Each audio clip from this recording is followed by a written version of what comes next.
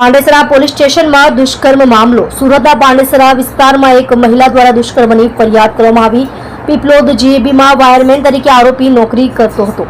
દુષ્કર્મ કરનાર આરોપી ધર્મેન્દ્રભાઈ પટેલની કરી પાંડેસરા પોલીસ દ્વારા ધરપકડ।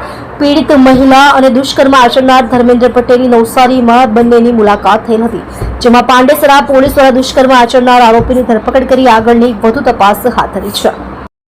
જોડાઈ રહો નવા સમાचार જોવા आज की पुकार न्यूज चैनल સાથે ડાયરેક્ટર ચિરાગ દરજી સાથે।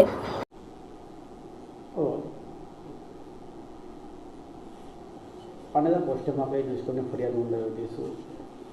જી, ગઈ તારીખ 24/9ના રોજ ભોગ બનનાર બેન પાંડેસરા પોલીસ સ્ટેશન ખાતે આવેલા અને પોતે ભોગ બનેલ છે તેવી રજૂઆત કરતા પાંડેસરા પોલીસ સ્ટેશને ગુનો દાખલ કરેલ છે અને આરોપી ધર્મેન્દ્રભાઈ બિપિનભાઈ પટેલના જે મૂળે નવસારી જિલ્લાના છે પરંતુ પાંડેસરામાં આવિર્ભાવ સોસાયટી 302માં રહેતા હતા, જે આરોપી હોય તેમની ધરપકડ કરવામાં આવેલ છે અને વધુ વિગતવાર પૂછપરછ કરી સંયોજિત પુરાવા મેળવી બેનની ફરિયાદને અનુરૂપ ઇન્વેસ્ટિગેશન ચાલુ છે।